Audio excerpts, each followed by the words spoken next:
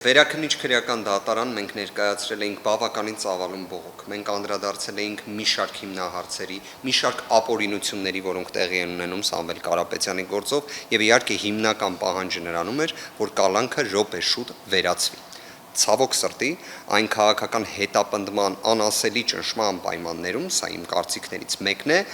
ի վերջո վերաքննիչ դատարանը չկարողացավ ամբողջությամբ բավարարել մեր կողմից ներկայացված բողոք, բայց այո, մի կարևոր իրավական դիրքորոշում է ներկայացրել, որը բավականին խոցելի է դարձնում նույնիսկ այս աբսուրդի պայմաններում եւ այս ճնշումների պայմաններում ամբողջ վարույթը։ Վերաքննիչ դատարանը արձանագրել է, որ այլևս այս գործի նման ձգձգումը հանգեցնում է մարդու իրավունքների հիմնարար խախտման։ Տեսեք, 2025 թվականի հոկտեմբերի 16-ին Սամվել Կարապետյանի գործով հերթական ակնհայտ անհիմն եւ ապօրինի միջնորդությունը, որը ներկայացվել էր կալանքը 2 ամսով երկարաձգելու վերաբերյալ, բավարարվել էր մասնակի, միայն 1 ամսով էր երկարաձգվել։ Իրականում պատճառը նրանում էր, որ այս վարույթը ունի ի վերջո որոշակի ժամկետներ։ Կոչի դրվագով մեղադրանքը հայտնի պարզապես մայրաթուռը պաշտպանող խոսքը, որը վերածվել է ըստ քննչականի եւ դատախազության իշխանությունը բռնությամբ զավթելու կոչի մեղադրանքի, ունի ժամկետ, որով կարող է քննություն իրականացվել։ Դա 5 ամիսն է։ Բացառիկ դեպքերում անհրաժեշտ փորձաքննություն իրականացնելու համար կարող է երկարաձգվել եւս 1 ամսով։ Դրանից ավել ժամկետ նախատեսված չէ այդ մեղադրանքի համար։ Եվ վերաքննիչ դատարանը փաստացի այդ խնդիրը այլևս արձանագրել է։ Եվ այդ խնդիրը մենք մեր նախաձեռնությամբ բարձրաձայնել ենք, թե գրավոր միջնորդություններով, թե բանավոր միջնորդություններով, դրանք բոլորը անտեսվել էին։ Իդեպ դատական նիստի ժամանակ մենք ուղիղ արձանագրել էինք, որ ժամկետի խնդիր է առաջանում, իսկ քննիչը իր հերթին ասել էր, որ իրենք փորձաքննություն անելու անհրաժեշտություն չեն տեսնում։ Հետևաբար 5 ամիս ժամկետը վերջնական ժամկետն էր։ Եվ վերաքննիչ քրեական դատարանը ուղիղ արձանագրելով, որ կոչի դրվագը ոչ մի առնչություն չունի ենթադրյալ տնտեսական բնույթի աբսուրդային մեղադրանքների հետ։ Եվ այս իրավիճակում այլևս այս դիրքորոշումը ցույց է տալիս, որ մենք օրերի ընթացքում այս աբսուրդի պայմաններում, դատարանների ճնշման պայմաններում, նման տևական կալանքի պայմաններում այլևս դատարանի դիրքորոշում ենք ունենալու, որով Սամվել Կարապետյանի իրավունքների խախտման փաստ է արձանագրվել։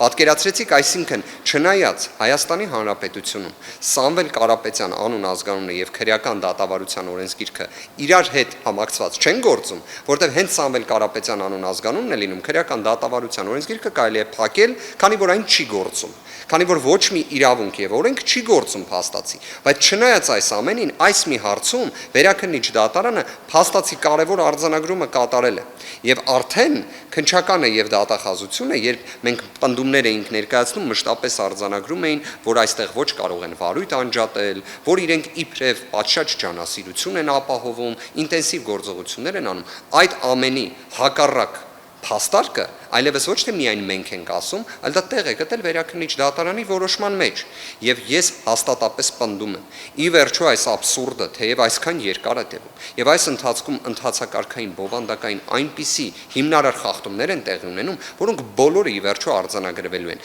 Սա փոքր ձետալ է այն խախտումների մեջ, որոնք կան, բայց կարևոր է։ Վերաքննիչ դատարանը փաստացի մի կարևոր թիրախ, որ արձանագրել է, դա գործի ձգձգումն է,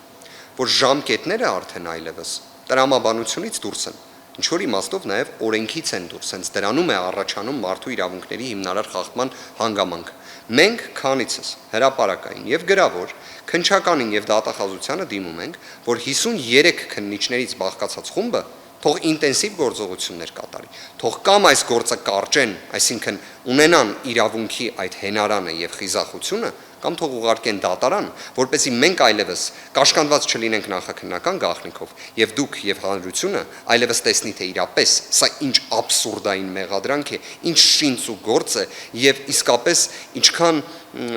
անտրամաբանական է մեղմ ասած, մարդասիրական չէ ուղիղ ասած, եւ ընդհանրապես քաղաքական հետապնդման ինչ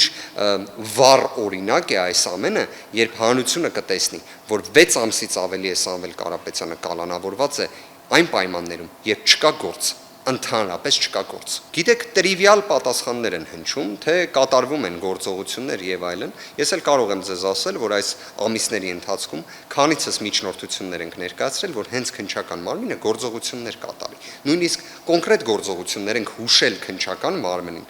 ի պատասխան մեր այդ միջնորդությունների ստանում ենք պատասխան, որ այդ միջնորդությունները անհիմն են եւ ենթակա են մերժման։ Այսինքն մենք իրենց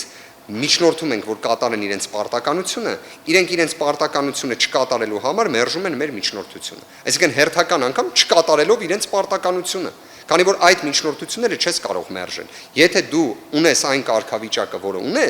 ունես պարտականություններ, տվյալ դեպքում դա գործ անելն է, բայց հաշվի առնելով միգուցե նաև դա է պատճառը, որ այստեղ գործ չկա, հետևաբար գործ անելն էլ է դժվար լինում քննչական մարմնի համար, բայց դա պատճառաբանում չէ։ Այդ պատճառաբանումը կարող էր ինչ-որ մի իրականության մեջ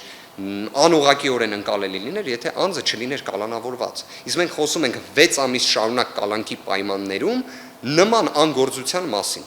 ջանասիրության ընդհանրապես տապալման մասին։ Եթե նվազագույն ջանասիրություն լիներ, կամ գործը պետք է կարճած լինեին, կամ գործը ուղարկած լինեին դատարան, բայց ոչ նա են անում, ոչ մյուսը։ Իդեպ դուք էլ վստահ եմ բազմիցս լսել եք, չէ՞ որ խոսում են գործերը ձգձգվում են։ Բայց ինչի համար է այս գործը ձգձգվում։ Օրինակ մեկը կարող է հակափաստարկ բերել 6 ամիս է անձը կալանավորված է։ Դա նշանակում է, որ նախաքննական մարմինը, դատախազությունը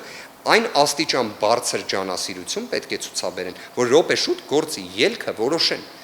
2025 թվականի հոկտեմբերի 16-ին հակակոռուպցիոն դատարանը այդ դիրքորոշումը կազմել էր, ուղիղ արձանագրել էր։ Անտեսեցին, պարզապես անտեսեցին, թե քննչականը, թե դատախազությունը չի կարող այսպես շարունակ լինել։ Հիմա այլևս ոչ թե առաջին այցան, այլ վերաքննիչ այցան։ Նույնիսկ այս ճնշումների պայմաններում մեր բողոքը մերժելու պայմաններում, իհարկե դատախազության բողոքը եւս մերժվել է, բայց այս դիրքորոշումը այլևս առկա է եւ պետք է ունենա իրավական հետևանքներ։